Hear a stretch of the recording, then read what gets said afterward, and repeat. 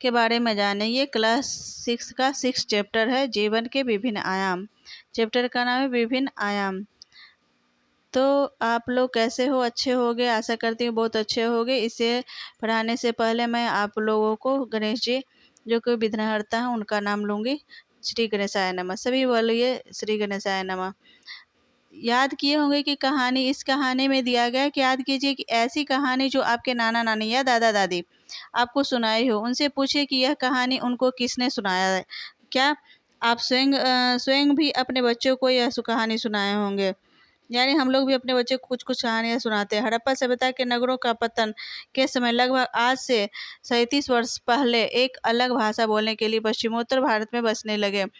इन लोगों की पहचान सामाजिक, आर्थिक, राजनीतिक और धार्मिक स्तर पर विशिष्ट समूह के रूप में की जाती है। इनके बारे में हमें साहित्यिक एवं पुरातत्व स्रोतों के माध्यम से जानकारी मिली है। इन स्रोतों में वेदों का विशेष महत्व रह गया है।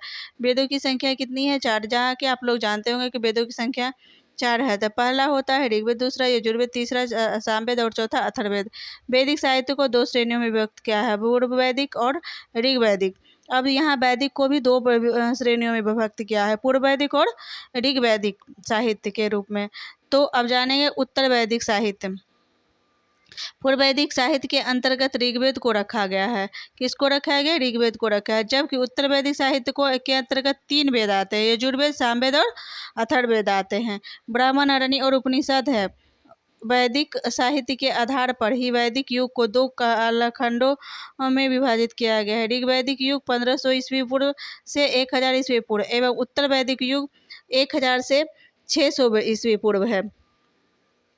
वेद मौखिक रूप से एक पीढ़ी से दूसरी पीढ़ी तक पहुँचे हैं। विभिन्न देवी देवताओं की स्तुति में रचे हुए मंत्र या प्रार्थना शुद्ध के लोगों में कंठस्थ रहकर अनेक पीढ़ियों को तक सुरक्षित रखते हैं। यानी इन लोगों को पढ़कर, देवताओं को खुश कर, उनकी स्तुति कर, प्रार्थना कर, पीढ़ियों को कंठस्थ रूप से याद कर लेते हैं यह मंत्र को और सुरक्षित रखते हैं। वैदिक साहित्य वेद 4 होता है, ब्राह्मण 9 है, अरण्य 6 है, प्रारंभिक उपनिषद 13 है, कुल उपनिषद 108 है। इन्हें कई सदियों के बाद लिखा गया, इसलिए वेद को श्रुति सुना हुआ भी कहते हैं। यानी श्रुति भी कहते हैं या सुना हुआ भी कहते हैं। जैसे देखिए इस प्रकार से लिखा है, ऋग्वेद का एक अंश आप को देख सकते हैं किस प्रकार से लिखा हुआ है। इसे ऋग्वेद का एक अंश कहा जाता है।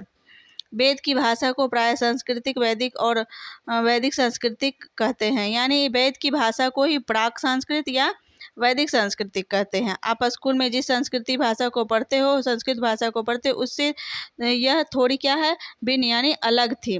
इन वेदों में प्रार्थनाओं की रचना करने वाले लोग कभी कभी खुद को आर्य कहते थे। यानी जो इसकी प्रार्थना लिखते थे और वेदों में और रचना करते थे, उसका वो खुद क्या करते थे, कभी कभी खुद को आर्य कहते थे। आर्यों की विरोधी दास एवं दस्यु के बारे में कहा गया है कि वे आर्यों के देवता में श्रद्धा न रखने वाले, यज्ञ न करने वाले, अतः उन्हें आर्यों का बड़ा शत्रु बताया गया है। यानी ये देवताओं पे क्या करते थे, आस्था नहीं रखते थे। इतिहास इसलिए इनको क्या कहता था, आर्यों के बहुत बड़ा शत्रु कहा जाता था। इतिहासकारों का मानना है कि शायद यह दूसरी भाषा थी, दूसरी भाषा भी थी। आर्य कौन थे? आर्य शब्द का एक विशेष भाषा बोलने वाले व्यक्ति के समूह है जिन्हें सर्वप्रथम पश्चिमोत्तर भारत में अपना निवास स्थान बना और भारत की एक नई संस्कृति को विकसित किया जो वैदिक संस्कृति से नाम से जानी जाती है। किस नाम से जानी जाती है? तो वैदिक संस्कृति के नाम से जानी जाती है। अगर आपको पूछता है आर्य कौन थे, तो आर्य का शब्द का अर्थ होता है एक विशेष भाषा बोलने वाले व्यक्ति का समूह जिन्होंने सर्वप्रथम पश्चिमोत्तर भारत में अपना निवास स्थान बनाया और भारत में एक नई संस्कृति का विकास किया। भारत में एक नई संस्कृति का विकास किया जो वैदिक संस्कृति के नाम से जाना जाता है। यूरोपीय भाषा वर्ग। संस्कृति, भाषा एवं भारपोई भारत यूरोप भाषा वर्ग का अंग है। भारत की अनेक भाषाएं, असमिया, गुजराती, यानी बताया गया है 22 भाषा।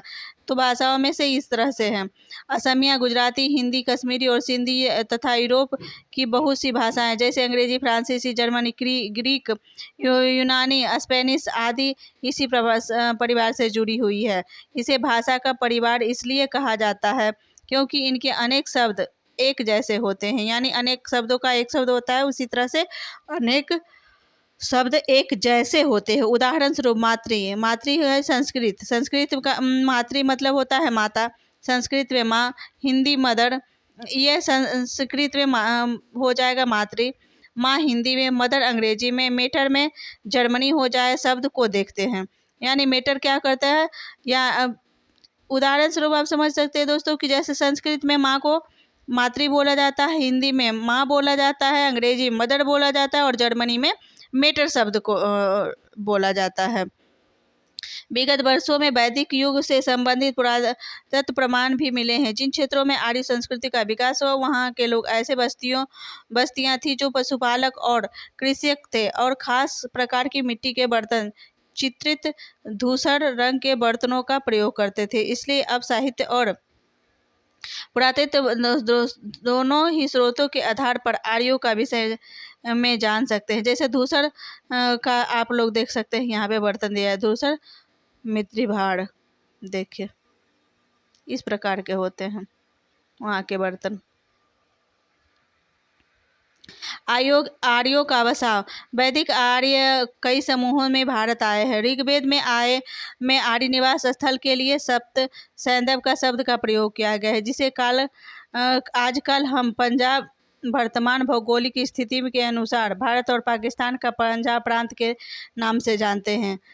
यानी अभी जो है हम लोग वर्तमान में किस नाम से जानते हैं, तो हम लोग जानते हैं वर्तमान भौगोलिक स्थिति के अनुसार और पाकिस्तान का पंजाब प्रांत के नाम से जानते हैं। पंजाब को इस नामों से पुकारते हैं। उत्तर वैदिक युग में सप्त सैंधव प्रदेश से पूर्व की ओर बढ़ते हुए आए, लगभग पूरे गंगा यमुना देशाव क्षेत्र में बस गए हैं। सतप्रथ ब्राह्मण उत्तर वैदिक युग का एक महत्वपूर्ण स्रोत से पता चलता है कि आर्यों का फैलाव उत्तर वैदिक युग से वर्तमान उत्तरी बिहार के गंडक नदी तक हुआ है। यानी इसका आर्य समाज का फैलाव जो है, यानी कहाँ तक फैला हुआ है, तो वैदिक युग से ही वर्तमान उत्तरी बिहार के गंडक नदी तक फैला हुआ है। सप्त सैंधव सिंधु एवं उनकी 5 सहायक नदियां सतलज जैसे हैं सतलज, ब्यास, झेलम, चिनाब, रावी तथा सरस्वती दृश्यवती नदियों का क्षेत्र है। ये सब सैंधव किस नदियों का क्षेत्र है, तो सतलज, ब्यास, झेलम, चिनाब, रावी और सरस्वती दृश्यवती नदियों का क्षेत्र है। गंगा एवं यमुना नदी के बीच का क्षेत्र है।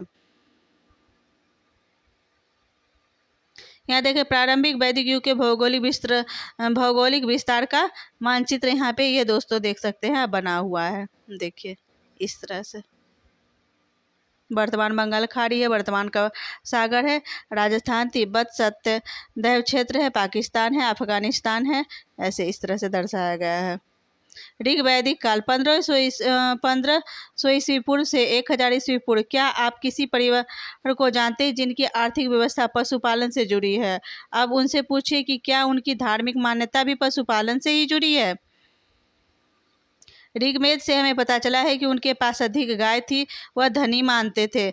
वो जिसके पास अधिक गाय रहता था वो क्या करते थे, अपने आप को धनी मानते थे। गाय का लेन देन का एक खास साधन माना जाता था। गाय को प्राप्त करने के लिए आर्यों का एक कबीले में से दूसरे कबीले तक पहले से रहने वाले लोगों के साथ अक्सर युद्ध हुआ करता था। गोधन रक्षा करने के लिए एक सरदार का राजन का चुनाव किया जाता था जो बहादुर एवं कुशल योद्धा था। यानी गोधन जो थी गायों को प्राप्त करने के लिए उन्हें क्या करता था, एक कबीले से दूसरे कबीले तक रहने वाले के साथ अक्सर यानी बराबर युद्ध करना पड़ता था और गौ की रक्षा के लिए एक सरदार और राजन का चुनाव किया जाता था जो बहादुर और कुशल यानी सच्चा हो। ऋग्वेद राजन की किसी विशिष्ट भौगोलिक क्षेत्र का अस्थायी रूप से शासन करने वाला राजा नहीं माना जाता था, क्योंकि राजनीतिक अवधारणाओं में क्षेत्रीय को इंगित करने वाले शब्द जैसे जनपद, राष्ट्र, राज्य का उल्लेख कम ही मिलता है। अतः ऋग्वैदिक काल का राजन एक कबीले के मुखिया से अधिक कुछ नहीं था। कबीले में एक वंश या परिवार की कई पीढ़ियां के लोग साथ रहते हैं। कबीला का मतलब होता है एक वंश में एक कबीले में एक वंश या परिवार के कई पीढ़ियों तक लोग क्या करते हैं, एक ही साथ रहते हैं, अलग अलग नहीं रहते।